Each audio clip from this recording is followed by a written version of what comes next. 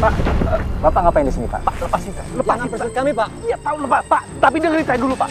Tadi di sana, Pak. Di sana saya lihat ada api unggun, Pak. Siapa tahu di sana itu lokasinya Putri dan Mel.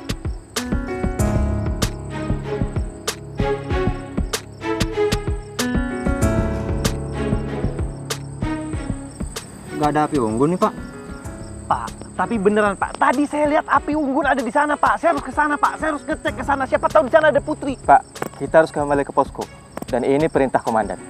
Pak, saya harus ngecek ke arah sana dulu, Pak. Soalnya tadi di sana saya lihat ada api unggun. Siapa tahu di situ adalah lokasi korban, Pak. Lepasin dulu, Pak. Jangan paksa kami untuk melakukan aksi yang lebih keras, Pak. Ayo, Pak. Ikut kami.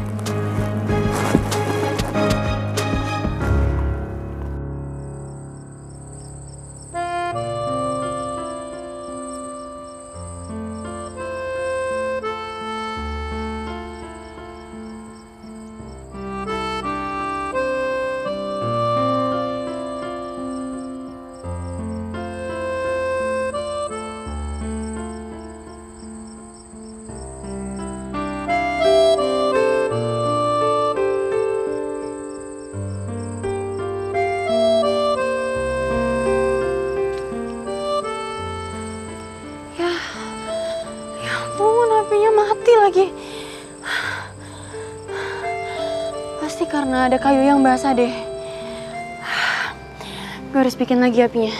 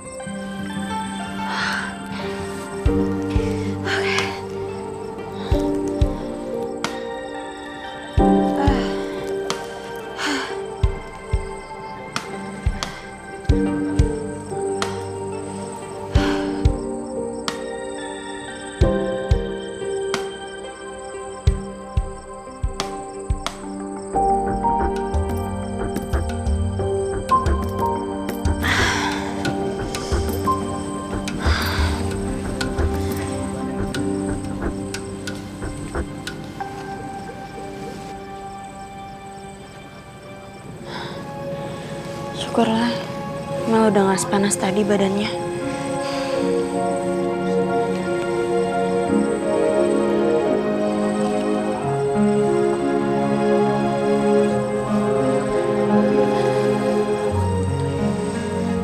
Apapun yang terjadi, gue harus bertahan. Gue harus bisa bawa Mel keluar dari hutan ini dengan selamat.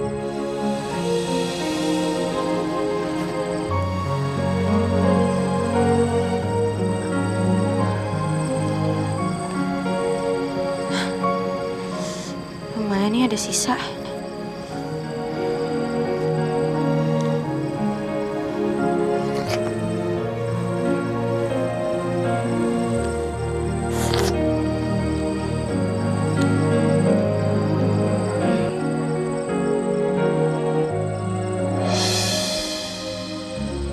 Ada yang sengaja masang jebakan binatang. Itu berarti hutan ini juga dilewatin orang. Gue yakin pasti ada pemukiman penduduk di sekitar hutan.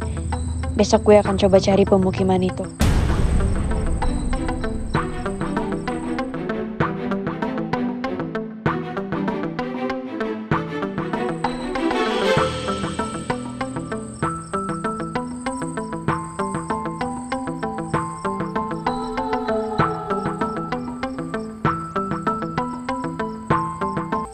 Telah membuat pekerjaan kami makin berat, Pak. Komandan tim SAR memutuskan Bapak tidak boleh ikut lagi dalam tim pencarian ini. Pak, nggak bisa, Pak. Saya harus balik lagi ke hutan, Pak. Saya harus memastikan kalau teman saya, si Putri itu selamat.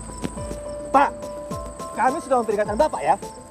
Kalau Bapak masih nekat menerobos hutan ini, dan kalau terjadi apa-apa sama Bapak, semisal Bapak hilang, Kami tidak akan melakukan tindakan apapun juga. Bapak paham?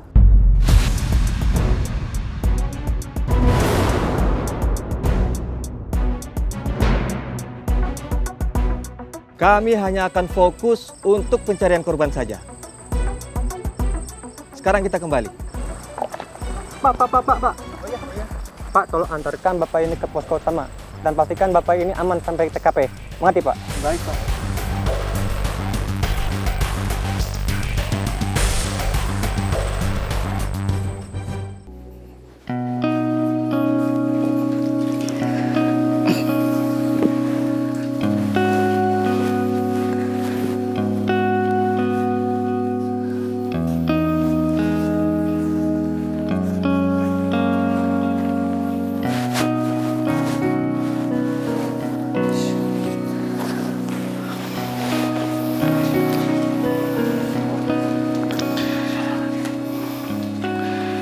Kamu tidur yang nyenyak ya sayang ya.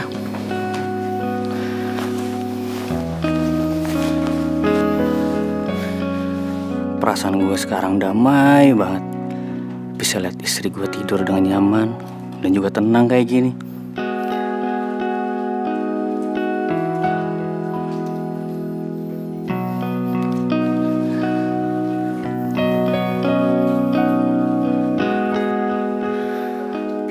Sebenarnya sampai kapanpun aku nggak akan pernah mau pisah sama kamu istri. Tapi masalah sikap kamu itu selalu mojokin aku terus.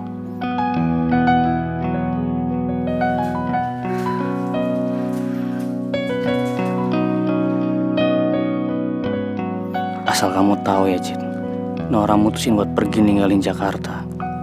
Nora ngelakuin itu supaya kamu itu nggak cemburu dan salah paham lagi sama aku. Kalau aku mau juga, Nora juga kasih kesempatan aku buat tetap kerja di Odia. Aku pengen banget ngomongin ini ke kamu sayang. Tapi belum apa-apa, kamu pasti emosi dengar aku ngebahas soal Nora.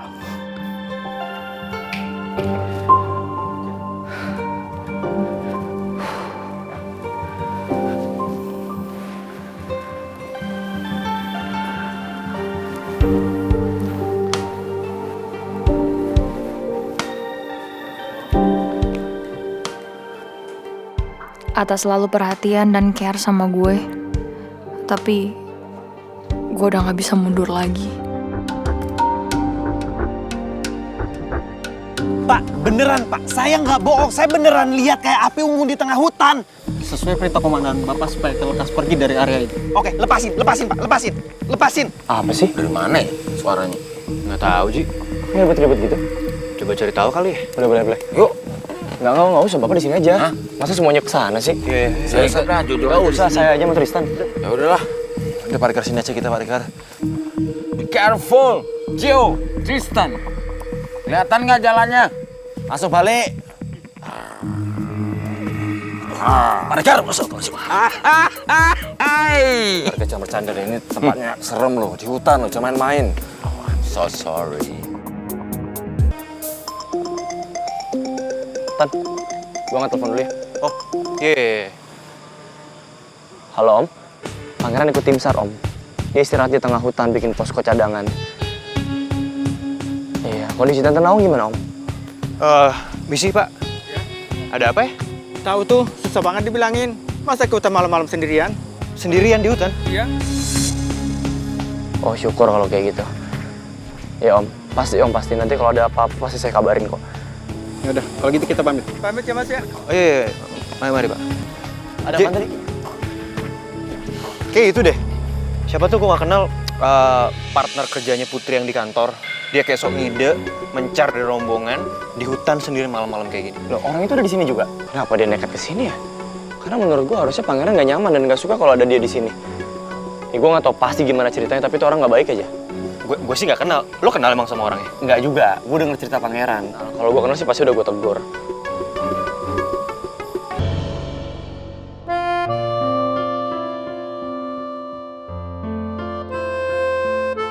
Sebenarnya gue pengen tetap bergerak buat nyari Putri.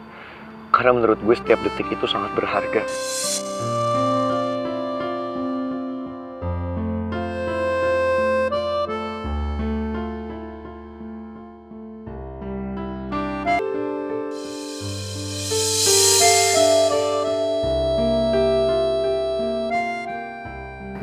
Saya kepikiran istri saya, Pak.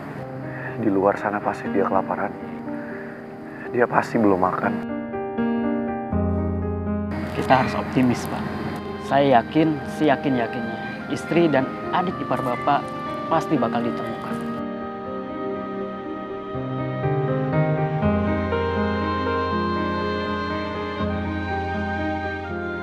Sebaiknya kita masuk ke dalam tenda, Pak.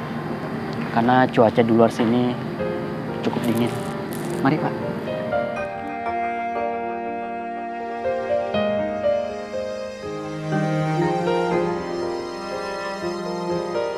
Sebenarnya gue kepingin banget tetap bergerak buat nyari Putri. Karena menurut gue, setiap detik itu sangat berharga.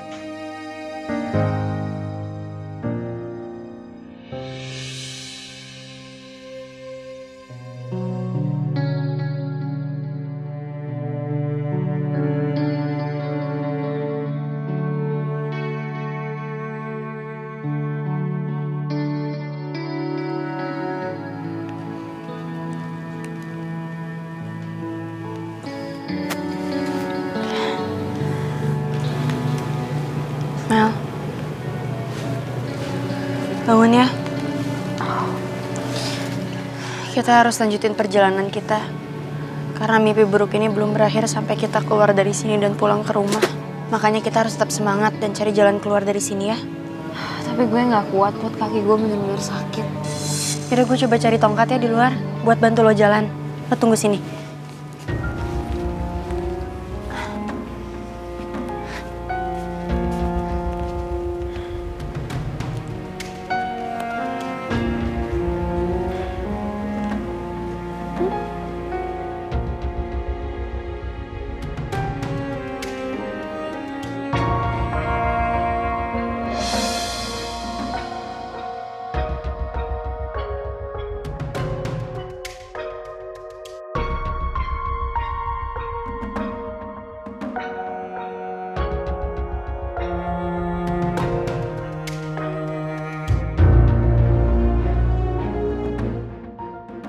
Ayo. Nih, gue ketemu kayu yang pas buat bantuin lo. Thank you ya, Put. Lo bener-bener baik banget sama gue.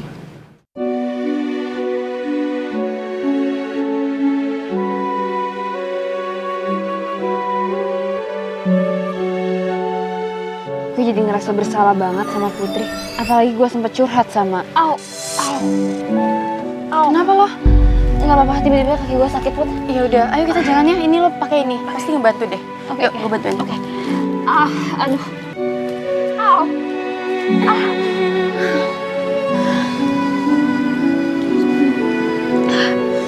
Ayo.